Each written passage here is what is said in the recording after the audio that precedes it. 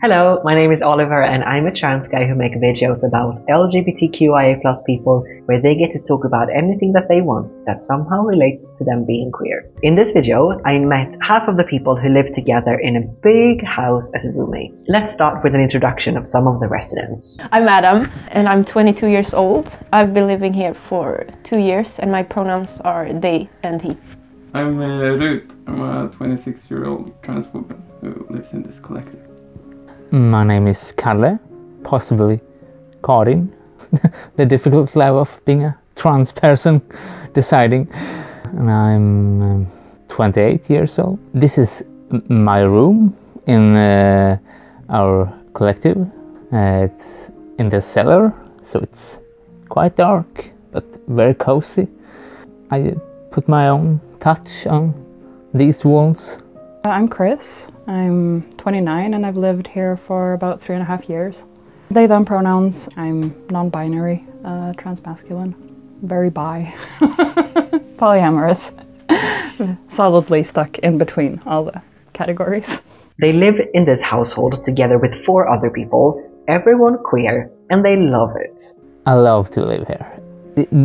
This is my family in many senses. And to just have your own little place like this and then have your closest friends next door. You just go out and knock on the door and say, you want to do something? And often it's yes. And it's just so wonderful, so lovely. Yeah, it's a real gift to have that possibility. Adam also likes the social aspect of it. Like we can hang out, very low effort, and we have similar interests, and yeah, it's very nice to just be able to like knock on someone's door and do something spontaneously, and then if you're tired you can just like go back to your room, and people bring their friends over and then you get to know them too, and then we go to some events together also and celebrate stuff, and if someone has like an exhibition, we go together. Chris also thinks it's extra special that everyone is queer. It's great, like both just living together a lot of people, but also living together with a lot of queer people. Especially like as a trans person, I felt that it's been really great because I get a break from being in minority when I'm at work or school, and like a break from perceiving my body through the like cis way of looking at it was really good. I remember it was like a period when I moved in here where I was like, can I be shirtless at home? Like, is that fine? I'm living with people that are like men now. I haven't done that before. And I like tried a little bit and eventually I was like, now it's super chill. And I like walk around in my underwear all the time. Or like can go out from the shower with like a towel around my waist. And it's like just a very, very safe and comfortable space where people don't like project gender ideas on you. Adam also appreciates this aspect of getting to be himself as a trans person at home. I'm like the only queer person at my work, out at least, and it's very nice to just like be able to get home and then have people that I can vent to about stuff and like talk to stuff. I like my colleagues as well, but I notice the difference when I'm like at work and people say stuff that not like hateful stuff, but like uneducated stuff and sometimes a bit hateful stuff. And here it's just like, it doesn't happen. For Kalle, it has also meant a lot of new discoveries. When I moved here, I didn't view myself as queer in that sense. I mean, I was cis, I was still bisexual, but when I moved here and met other queer persons and their friends came here, and it just opened a world for me, and the whole world of non-binary, which then became my home, so to say. And I wouldn't have found that part of my identity if I hadn't lived together with all these wonderful people.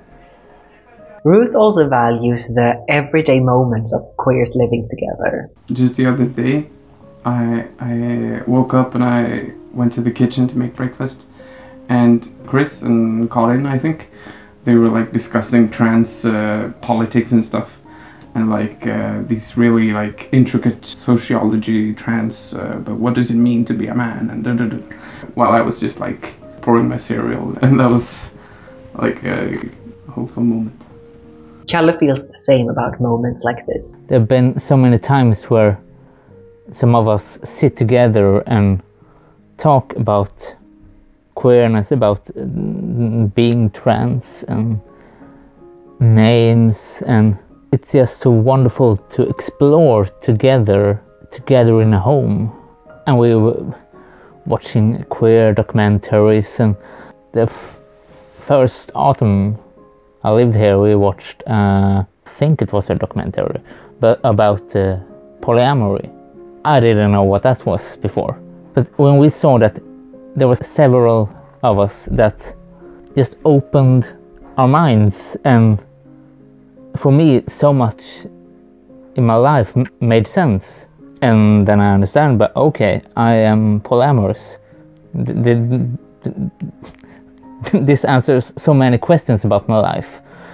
And sitting together watching that, and several of us discovering that together, that was a wonderful experience.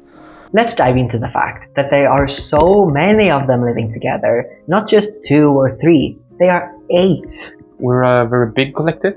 We're, depending on how you look at it, we're 8 or 11 people, and that's a really nice thing because like everyone doesn't click super well. Like everyone is not best friend with everyone, but they don't have to, because like some people can be roommates and some people can be roommates and good friends. Chris agrees. Living with a lot of people is nice because it's just a sense of community most of the time, and you can hang out if you want to, and you can not hang out if you don't want to. I think it's fascinating, like the amount of different vibes that can be happening at the same time. That I can have like a really quiet evening, maybe like reading, and then just go out to the kitchen to get some water, and then there may be like 6 people hanging out in the kitchen and in the middle of laughing and joking really much, and they have like a really high energy thing, and I can just sneak up in my sweatpants and say hi and go back. But I don't know, it's something really nice with that a lot of things are taking place at the same time in the same space. That's like the only difficult thing, is that like if you really feel that you need to be like alone and have quiet, it can be hard because there's always people at home. But most of the time, like I like that. So though very good friends, Adam and Ruth also clash sometimes. I'm very, very social. Yeah. And Adam we're often needs alone time. Yeah. So like whenever I see Adam, I'm like, Adam! Yeah. Whoa, what are you up to? What's going on? And sometimes Adam's like... It can be like a clash sometimes. But I think also if I lived by myself, it could probably get pretty isolated, because I'm not good at like reaching out to a friend and make plans. So I like that it's very easy here to just hang out. Kalle also acknowledges these difficulties. Of course there are difficult parts. We are all humans after all. There are things we don't like with each other or ourselves, and there are clashes, people wanting different things or thinking different things are more important than others, and that can be a problem. It can be really difficult sometimes, but you try to find ways around that and try to ways to communicate, to accept each other. Most often it works. Chris really likes the community projects that they've started here.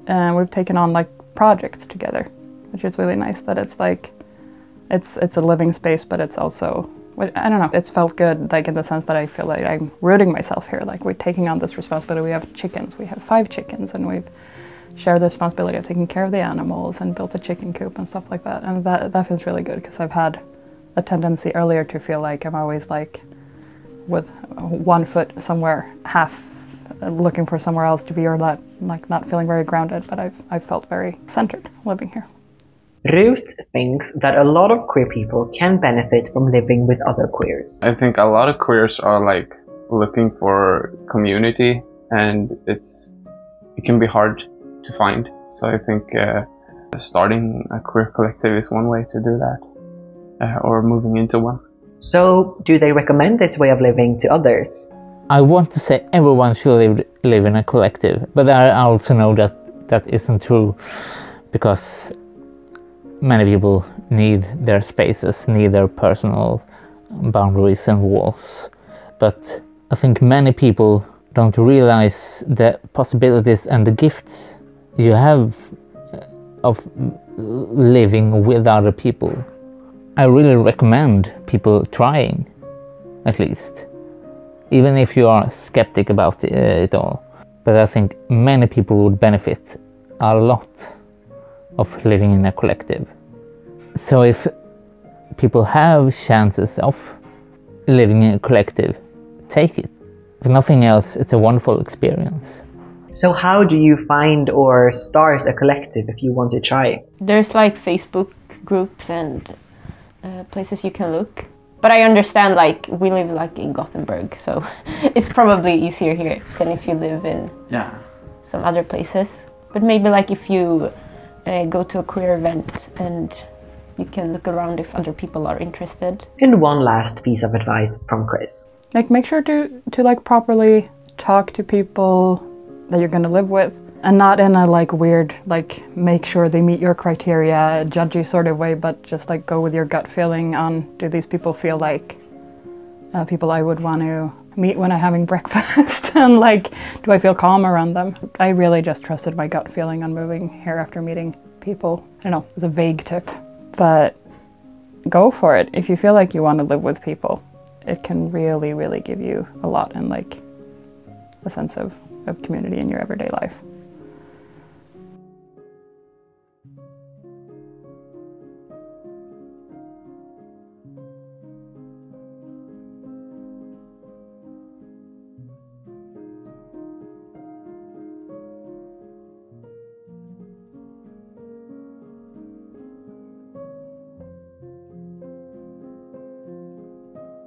If you enjoyed watching that video, please like, comment, subscribe and share the video. I really appreciate you showing your love in that way.